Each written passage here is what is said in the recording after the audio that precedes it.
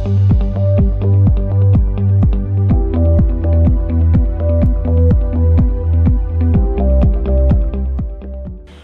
मैं बताना चाहूंगा टेस्ट के बारे में। रैपिड एंटीजन टेस्ट क्या होता है, आरटीपीसीआर क्या होता है। कुछ मिस भ्रांतियां हैं। लोग कहते हैं मेरा टेस्ट, सरकार से फोन आया एडीसी का, आज मेरे आदमी को 3 तारीख को लेके गए, मेरे भाई को, फिर उसको 5 तारीख को छुट्टी कर दी, किसी को 4 तारीख को लेके गए, 5 तारीख को छुट्टी कर दी। मैं आपको एक चीज क्लियर कर देना चाहता हूं। पहले असम सरकार का रूल था कि 7 दिन के बाद एक आदमी अगर पहले टेस्ट से 7 दिन के बाद अगर निगेटिव हो जाए तो उसकी छुट्टी कर दी जाती है। अब ये 7 दिन कौन से, रिपोर्ट पहले सर्विसेज इंप्रूव कम थी, टेस्ट की कैपेसिटी कम थी, तो अगर जैसे आपका टेस्ट 1 तारीख को लिया गया और आपकी रिपोर्ट अगर 3 तारीख को आई तो आपका पहला दिन 1 तारीख ही है। आपके पास अगर 4 तारीख को फोन आता है और 7 दिन बाद 7 तारीख को टेस्ट करके अगर आप निगेटिव पाए जाते हैं और आपकी छुट्टी हो जाती है, तो ये मत सोचिए कि आपको 4 तारीख को लेके गए, 3 दिन में छोड़ दिया, और किसी एक दूसरे महानुभाव को 1 तारीख को आपके साथ ही टेस्ट किया गया, उनकी रिपोर्ट 3 तारीख को आ गई और उनको भी 4 दिन बाद आप बोलेंगे कि राम सिंह मेरे भाई को तो 4 दिन में छोड़ा, मेरे को तो 3 दिन में छोड़ दिया। तो ये मनमानी है, ऐसा नहीं है सर।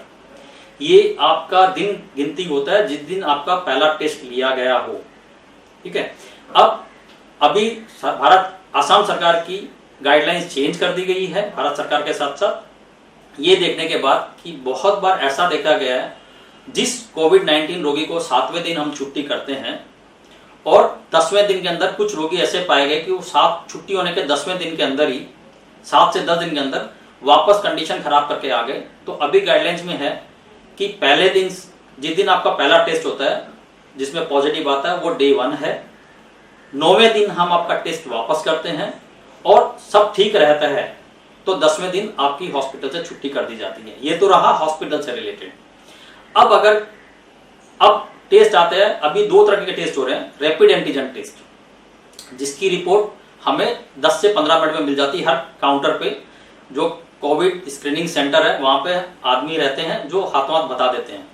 फिर भी गाइडलाइंस में है, अगर आपको कोई सिम्टम्स है, लक्षण है, सर्दी जुकाम बुखार, और आपका अगर रैपिड एंटीजन टेस्ट निगेटिव भी है, तो आपको जो दूसरा टेस्ट जिसका नाम है RTPCR, that is polymerase chain reaction, जो उससे भी ज्यादा सेंसिटिव है, आपको वो कराना चाहिए। अगर वो भी निगेटिव है और आपको खांसी, सर्दी जुकाम और तेज बुखार है, तो आपको सीटी स्कैन भी कराना चाहिए, क्योंकि ये देखा गया है कि रैपिड टेस्ट और आरटीपीसीआर दोनों निगेटिव हो सकते हैं, लेकिन आपको अगर निमोनिया जैसे लक्षण है तो सीटी में फाइंडिंग आती है।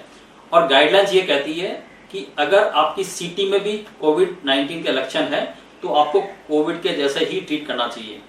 ये ट्रीटमेंट आपके लिए, आपके परिवार के लिए और समाज के लिए बहुत जरूरी है। अगर चेस्ट एक्सरे या सीटी स्कैन में आपको कोविड-19 के अगर लक्षण है और आप अपना इलाज नहीं कराते हैं, हो सकता है अभी आपको बहुत ज्यादा प्रॉब्लम ना हो, लेकिन जिंदगी के अगले आगे बढ़ते बढ़ते आपकी लंग कैपेसिटी कमजोर हो सकती है। इसलिए बहुत जरूरी है। अभी आसाम सरकार ने होम क्वारंटाइन भी अलाउ कर दिया है। होम क्वारंटाइन की अवधि 14 दिन की रखी गई है, जो आईसीएमआर गाइडलाइंस, भारत सरकार की गाइडलाइंस के अनुकूल ही है। ये 14 दिन क्यों रखा गया? कल मेरे एक सज्जन ने पूछा कि उनका टेस्ट 8 दिन पहले पॉजिटिव आया, वो घर पे है, उन्होंने कैसे भी करके कल अपना वापस टेस्ट कराया और उनका रैपिड एंटीजन वापस नेगेटिव आ गया। वो बोलते हैं मेरे को कोई तकलीफ नहीं है, मैं एफिब्राइल हूं, मेरे को कोई लक्षण भी नहीं है, मैं अब घर में क्यों रहूं? महानुभाव साहब, 14 दिन इसलिए रखा जाता है कि एक बार जो रोगी पॉजिटिव आ जाता है उससे दूसरों को इन्फेक्शन जाने की चांसेस 14 दिन तक ही रहती है। इसलिए आपको 14 दिन का आइसोलेशन दिया जाता है ताकि आपसे बीमारी दूसरों को नहीं फैले। अब रहा, आप अकेले कितने आदमी को इन्फेक्ट कर सकते हैं?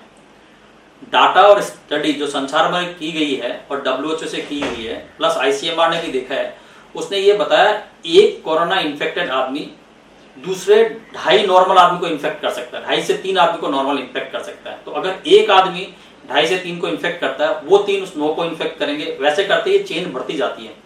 हमें इस चेन को रोकना है, उसके लिए आइसोलेशन ही बेस्ट सॉल्यूशन है। और फिर मैं कहना चाहूंगा कि आप ये नहीं कहें कि उसको 3 दिन में छोड़ दिया, 4 दिन से छोड़ गया। आपका प्रथम दिन जिस दिन आपका टेस्ट लिया गया था वो दिन काउंट होता है। मैं एक चीज आप सबको और बताना चाहता हूं, ये बीमारी लाइलाज नहीं है। अगर समय पे इसका डिटेक्शन हो जाए और समय रहते इसका ट्रीटमेंट कर लिया जाए तो जैसे कि भारत सरकार के डाटा और हमारे डाटा बताते हैं कि अभी तक 70% से ज्यादा रिकवरी है। मतलब 100 आदमी जिनको कोविड हुआ उसमें से 70% को अभी तक ठीक हो चुकी है बीमारी, और हमारी मौत की संख्या 3% से कम है। मतलब 100 आदमी या आप ले लीजिए 1000 आदमी, तो 3% से कम की हमारी मौत की संख्या है, जिसमें भी मेजोरिटी आदमी जिनकी डेथ हुई है कोरोना से है वो दूसरी बीमारी से भी ग्रसित पाए गए हैं। लेकिन सबसे बॉटम लाइन इसमें एक ही है कि हमें अपना टेस्ट लक्षण मिलते ही कराना चाहिए और इसका इलाज अपने डॉक्टर की निगरानी में अच्छे से अच्छे जल्दी से जल्दी कराना चाहिए। इससे हम इससे बच सकते हैं।